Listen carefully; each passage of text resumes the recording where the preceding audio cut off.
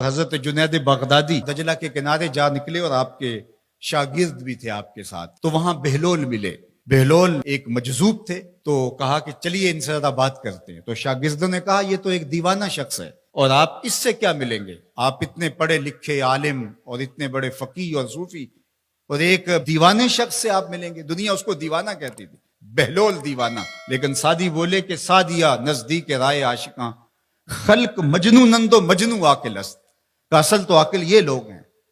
تو خیر حضرت جنید بغدادی گئے اور بہلول کو سلام کیا، کہا کہ آپ کون ہیں؟ تو کہا میں جنید بغدادی ہوں۔ تو کہا کیا کرتے ہو؟ کہا کہ میں پڑھنے پڑھانے کی ذمہ داریوں میں لگا ہوں۔ تو آپ نے فرمایا کہ کھانے کے آداب جانتے ہو؟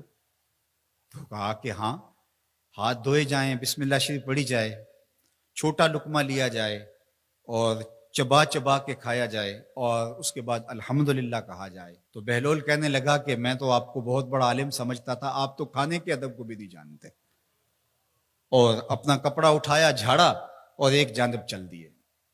شاگردوں نے کہا ہم نے آپ کو کہا تھا کہ اس شخص کے پیچھے جانے کا کیا فائدہ، یہ تو دیوانہ شخص ہے۔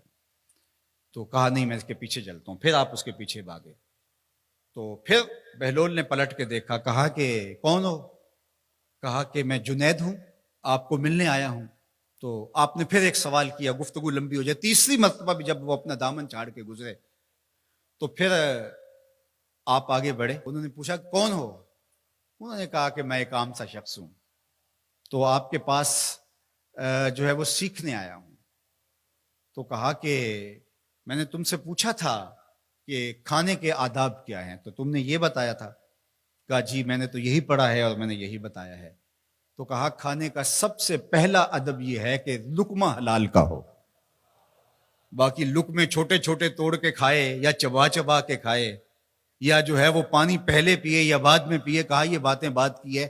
سب سے پہلا ادب کھانے کا یہ ہے کہ لقمہ طیب ہو، لقمہ طاہر ہو، لقمہ پاکیزہ ہو۔ اللہ اکبر۔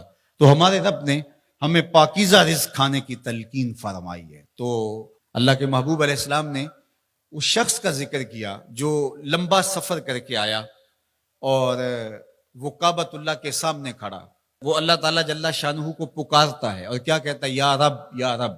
اشعث اغبر، اس کے بال بکھرے ہوئے ہیں اور اس کا لباس پھٹا ہوا ہے، پتہ گندہ سی حالت ہے، اور اللہ کے گھر کے سامنے کھڑا ہے، لمبے لمبے ہاتھ کر کے دعا مانگ رہا ہے، یا رب اے میرے اللہ، اے میرے اللہ۔ لیکن فرمایا وَمَطْعَمُهُ حَرَامٌ وَمَشْرَبُهُ حَرَامٌ وَمَلْبَسُهُ حَرَامٌ وَغُذِّيَ بِالْحَرَامِ فَأَنَّىٰ يُسْتَجَابُ لِذَٰلِكَ۔ فرمایا کہ اس نے جو کھایا ہے وہ حرام کا ہے، اس نے جو پیا ہے وہ حرام کا ہے، اس نے جو لباس پہنا ہے وہ حرام کا ہے۔ فرمایا اس کو جو غذا دی گئی ہے وہ غذا حرام کے مال سے اسے حاصل ہوئی تھی۔ فرمایا فَأَنَّىٰ يُسْتَجَابُ لِذَٰلِكَ۔ فرمایا مجھے بتاؤ کہ اس کی دعائیں کیسے قبول ہوں گی۔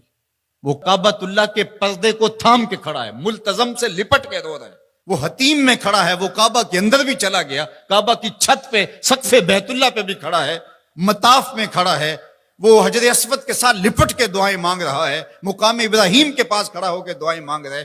یمد یدہ، اس کے ہاتھ لمبے لمبے ہیں، یا رب کے کلمات اس کی زبان پہ ہیں، اور اشعث اغبر، غبار آلودہ بکھرے ہوئے اس کے بال ہیں، اور حالت پراگندہ ہے کہ کسی کو گزرتے ہوئے بھی ترس آ جائے، اور اللہ کے گھر میں کھڑا ہے تو وہ کیوں نہیں معاف کرے گا۔ لیکن فرمایا مطعمہ حرام ومشربہ حرام وملبسہ حرام وغذی بالحرام، اس کا کھانا پینا لباس اور غذا حرام کی تھی۔ فأنیٰ یستجاب لذالک، اس کی دعائیں کیسے قبول ہوں گی؟ بلکہ علماء نے لکھا کہ جو شخص حرام کمائی کھاتا ہے اس کی اپنی دعائیں تو قبول نہیں ہوتی، نیک لوگوں کی دعاؤں سے بھی اس کا حصہ نکال دیا جاتا ہے۔ جب اللہ کے بندے اولیاء کاملین دعائیں مانگتے ہیں اور وہ پوری امت کے لیے، پوری قوم کے لیے مانگ رہے ہوتے ہیں، لیکن اس شخص کا حصہ نکال دیا جاتا ہے جس کا رزق پاکیزہ نہیں ہے۔ اس لیے رزق کی پاکیزگی یہ بہت اہم ہے۔ رومی علیہ الرحمہ فرماتے ہیں کہ اگر تمہارا رزق پاک ہوگا، تمہارا رزق ستھرا ہوگا، تمہارے سینے میں معرفت کا نور پیدا ہوگا، اور اگر تمہارے سینے میں غل، غش اور حسد، بغض، کینہ اور نفرتیں پیدا ہو رہی ہیں تو پھر تم غور کرو کہ تمہارے رزق میں کوئی مسئلہ ہے۔ تم کھاتے ہو اس کے نتیجے کے اندر حسد پیدا ہو رہا ہے، بغض پیدا ہو رہا ہے، نفرت، سستی اور کاہلی اور عبادت سے دوری پیدا ہو رہی ہے۔ جو رزق حلال ہے وہ عبادت کے لیے تقویت پیدا کرتا ہے، وہ تمہیں سچائی کی زندگی گزارنے کی طرف راغب کرتا ہے۔ تو اہم ترین چیز جو ہے وہ رزق کی پاکیزگی ہے،